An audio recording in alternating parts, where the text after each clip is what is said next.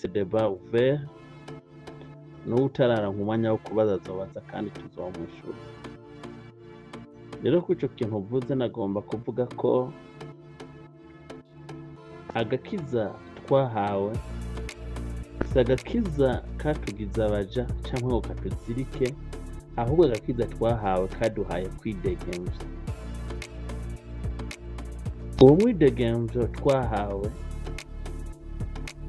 si umwidegemvyo uturekwira gukora ico arico cose n'importe comment canke kuwugira urwitwazo ngo dukore ibi na biriya. Kuko nagomba kuvuga ko benshi bitiranije agakiza, gukizwa, bakitiranya n'amarangamutima ashobora kugenga umuntu runaka mu gihe runaka.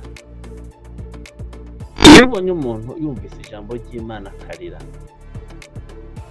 ntibisigura ko yafashijwe. Niyo atarize, ntibisigura yuko atafashijwe. Kuko mu mubiri wacu turafise ico nokwita recepteur, iyo ikize ikintu runaka bivanye n'uko iryo jambo rivuzwe n'ibihe warimwo n'ingene wavyitwararitse, umubiri wacu urafise ingene ureyagisijisa par nos organes de sens. Ari amaso, ari amatwi, ari umunwa, ari iki, urafise uko bigaragaza. Rero ikigaragaza ko umuntu ico yahawe yacakiriye, impact ku buzima bwiwe bw'ijambo, n'ingene agiye guhinduka, n'iyindi image agiye kurofleta après la réception de son message. Mbega kuva yakiriye ijambo, kuva yumvise rya jambo, kuvyo yahora akora yahinduye iki? Ubagenda gute, avuga gute, atambuka gute, akora gute, agendana n'abandi, avugana n'abandi, yahinduye kuva wakiriye agakiza.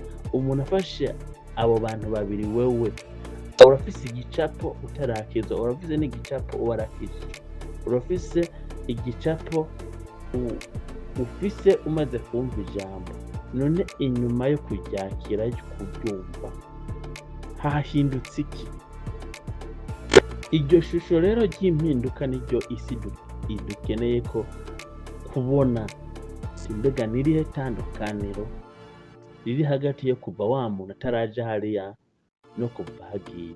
Nirihe tandukaniro ryo kuva uwo mujene abaye umukizwa n'ubatakiwe bakeneye changement?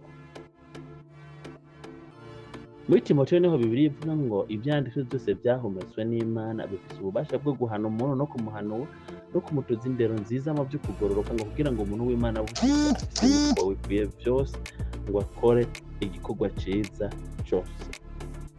Bivuga iki? Ijambo twumvise riba rishoboye kutwigisha. Icya kabiri, kuduhana. Icya gatatu, kuduhanura. Icya kane, kurutoza indero nziza. Icya gatanu, kutwekipa, kutuutia, kuduha ububasha do so defanda, kuduha ububasha bwo kumenya ingene dukora, kugira tube abantu bari mature, bari equilibre, bafise ibikwiye byose kugira bahagarare mu kintu runaka cyose. Ikibazo rero dufise, turabuze ico nokwita equilibre mu buzima bwacu. Kandi ico kintu nagomba kubabwira nk'abajene, iyo umuntu atari equilibre mu buzima bwiwe, no kubaka muri kazoza biragorana. Utwawe n'amarangamutima menshi ntushobora kubaka, kandi no kutagira amarangamutima ntibubaka. Iyo umuntu atwarwa n'amarangamutima cyane, agiye mu vy'Imana araguruka, ugasanga 100% y'umwanya wiwe wose uri mu vy'Imana. Uwo ni wa muntu uzosanga kuva ku wa mbere kugera kwa Mungu atahandi hantu mubariza atari mu rusengero, atari mu vy'Imana, atari muri korale, ari muri repetition, muri club runaka, ari mu masengesho, ari gutegura, ari hehe, ari muri kera. Niba ugasanga ibindi bikorwa by'ubuzima busanzwe yarabihebye. Uwo rero ntukangwa ngo nuko yagiye mu byo by'Imana ntikibuza ko n'ubukene bumwinjirana. Kubera iki? iya developye lo spirituel yibagira ko ari ku isi, lo physique nayo ngo ayidevelope. Hari n'ubundi amarangamutima yiwe amujana mu vy'isi gusa, ugasanga umuntu we ivy'Imana ntabibazwa, yama imisi yose kuva ku wa mbere kugera ku wa Mungu ariko yiruka n'ivy'uwo buzima. Ubu nawe ntumuhige ko gakiza n'akakira, kuko abo bantu babiri bose ndababwiye nta mukizi barimo, kuko iherezo ry'abo bantu bose bategereza kuzoba. Fata rero kubisa umugabo cyangwa umukenyezi afise amarangamutima menshi yamujanye mu vy'Imana, urugo usanga yarakwibagiwe, na responsabilité z'urugo usanga yarazitakaje.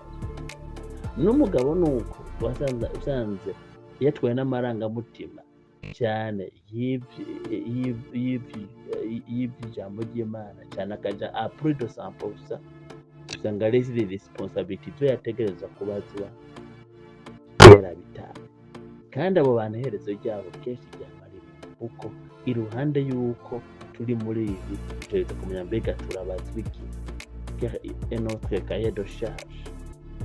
Gukizwa rero abajene mwe ntibisigura kutamenya te responsabilité, kutamenya aho uri mbega ati ma cahier de charge bampaye iki, njejwe iki, bise inshingano izihe, mbega ko bandungitse ku ishuri, mbega ko ndi ku kazi, ma cahier de charge mena niyihe, ibitegereza kubanza kuyegize.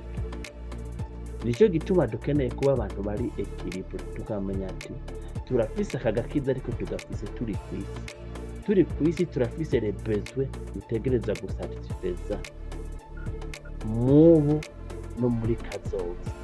Mbega kugira tuzisatisfeze turakeneye iki, dukora iki, mbega ko ngomba kuja kubaka mu rugo bankeneye kwiki, ugaca wiprepara uzoba umupapa umumama w'ejo hazaza. Ivyo rero ntuvyiga kubera wageze mu rugo, uvyiga utarahagera. Imyitozo yo kuba umumama mwiza, imyitozo yo kuba umupapa mwiza ntibayikora kubera bageze mu rugo, bayikora bakiri bato. Kuva mukiri bato muyitoza kubiba ku buryo muzobigeramwo isigaye ari style de vie mubayemo mwakuriyemo. Icyo gihe rero ugezeyo ntutangara.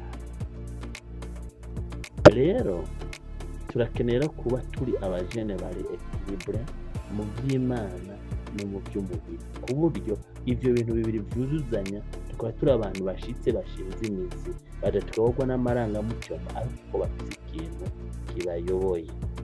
Murakoze cyane rero, turi kumwe ikana kaya turavugana gake buke tuzotora tugere ku ndunduro y'ijambo ryacu. Imana ibahe umugisha mugire. Murakoze cyane. Hari kuri Ozel TV na Frank kuri mikro. Mwanda mukurikirana Ozel TV, mukore subscribe, like, share na comment. Hanyuma ubukurikira tuzobabwira P Network, CB Bank, hosted by Frank. Please subscribe. Make sure that you are making subscribe, like, share and comment. Okay, thank you so much.